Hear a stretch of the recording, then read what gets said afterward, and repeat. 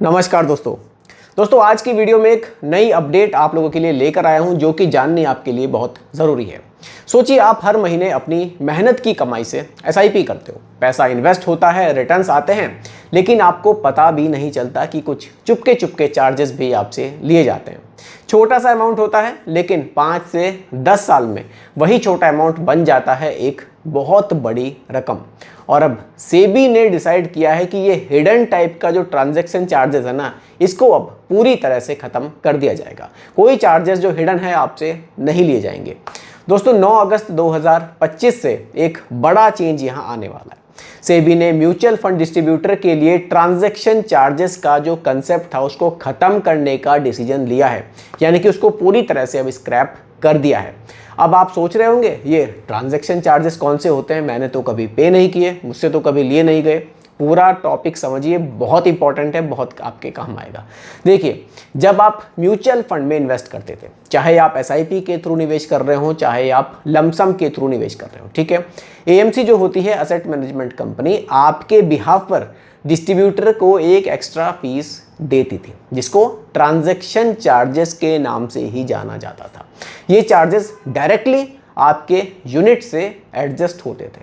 मतलब आप इन्वेस्ट तो कर रहे थे 10,000 रुपये, लेकिन यूनिट्स आपको मिल रही थी 9,950 या 960 के हिसाब से।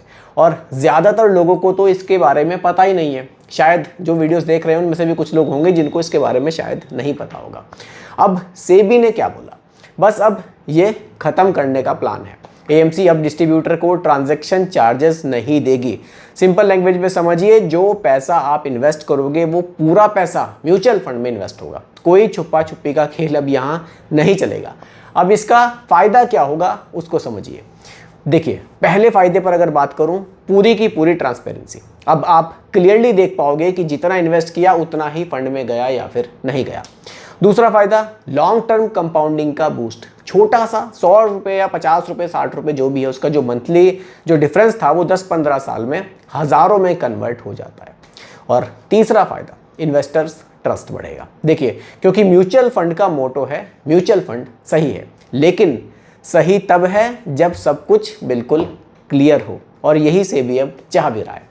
लेकिन दोस्तों इसका एक दूसरा साइड भी है, उसको भी देख लीजिए।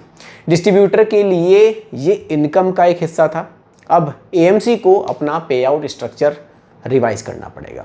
हो सकता है कि कुछ जो छोटे डिस्ट्रीब्यूटर थे म्यूचुअल फंड बेचने में अब उतने एक्टिव शायद ना रहे जितने वो पहले थे, क्योंकि देखिए कहीं ना कहीं उनकी आमदनी पर फ़र्क पड़ेगा, तो फ़र्क तो आएगा। इसलिए आपको अपने फाइनेंशियल एडवाइज़र के साथ एक बात तो करनी पड़ेगी, मीटिंग करनी पड़ेगी कि अब वो आपको जो सर्विसेज हैं वो किस तरह से देंगे। एडवाइजरी फ़ीस आपसे लेंगे या किसी और मॉडल पर वो शिफ्ट होंगे, ये आप थोड़ा सा आपको क्लियर करना पड़ेगा। मैं एक छोटा सा एग्जांपल आपको देता हूं। मान लीजिए एग्जांपल के लिए कोई भी एक नाम रख लीजिए, रमेश रख लेते हैं। रमेश जी हर महीने 5,000 रुपये का एसआईपी करते थे। हर एसआईपी पर अप्रॉक्स मान लीजिए 100 रुपये ट्रांजैक्शन चार्ज लगता था। एक एग्जाम्पल लेके चल रहे, ठीक है, ताकि थोड़ा कैलकुलेशन भी ईजी रहे। साल में ये कितना हुआ, 1,200 रुपये। 10 साल में कितना हुआ, 12,000 रुपये। और अगर ये पैसा फंड में इन्वेस्ट रहता और 12% एनुअल रिटर्न के हिसाब से, मतलब इसने रिटर्न दिए होते, तो 10 साल में 27,000 से ज़्यादा बन गया होता। मतलब आपके रिटर्न्स पर छुपा हुआ एक बड़ा डेंट। अब ये डेंट खत्म। सोचो आपके पोर्टफोलियो में कितनी एक्स्ट्रा वैल्यू अब बन सकती है। ये चेंज एक सिग्नल भी है, सेबी इन्वेस्टर फ्रेंडली रिफॉर्म ला रहा है। पिछले कुछ महीनों में हमने देखा कि कैसे सेबी ने म्यूचुअल फंड कैटेगराइजेशन थोड़ी सी टाइट की, फंड ओवरलैप लिमिट लगाई गई, और अब ये कॉस्ट ट्रांसपेरेंसी का जो स्टेप है वो आप लोगों के लिए ही लिया गया है। अब सवाल ये है कि आपको इस समय पर अब क्या करना चाहिए। देखिए, सबसे पहले तो अपने करंट फंड्स के स्टेटमेंट्स आपको चेक करने चाहिए। देखो कि पहले आप कितना ट्रांजैक्शन चार्जेस पे कर रहे थे, क्योंकि वो अब आपका यहाँ पर बचेगा। अगर आपने किसी डिस्ट्रीब्यूटर के थ्रू इन्वेस्ट किया है तो उनसे आप बात कीजिए सर्विस मॉडल में क्या चेंज होने वाला है। और तीसरी, अगर आप डायरेक्ट प्लान इन्वेस्टर हो तो आप पहले से ये चार्जेस शायद आप ना पे कर रहे हो, लेकिन ओवरऑल इंडस्ट्री में कंपटीशन बढ़ने से एक्सपेंस रेशियो में भी फ्यूचर में कट आ सकता है। मतलब फिक्स नहीं है, लेकिन चांसेस हैं कि हाँ एक्सपेंस रेशियो में भी कट आ सकता है, क्योंकि देखिए जब थोड़ा सा कंपटीशन बढ़ता है ना, तो फ़र्क तो चीज़ों पर आता ही है। दोस्तों, म्यूचुअल फंड इन्वेस्टिंग का बेसिक रूल है, जितना कॉस्ट कम उतने ही ज़्यादा रिटर्न्स। हर 1% का सेविंग आपके फ्यूचर को सिक्योर बनाता है। सेबी का ये मूव स्मॉल इन्वेस्टर के लिए एक छोटा नहीं, एक बड़ा गिफ्ट है, मैं तो यहाँ पर यही कहूँगा। आखिर में मैं ये भी ज़रूर कहना चाहूँगा कि पैसा बनाने के लिए सिर्फ अर्निंग नहीं, सेविंग्स भी इक्वली इम्पोर्टेंट है। अगर आप चार्जेस बचाते हो तो वही पैसा आपके लिए काम करेगा, और जब रेगुलेटर आपके फेवर में रूल्स बदल रहा है तो उसका फ़ायदा उठाना आपकी जिम्मेदारी भी है।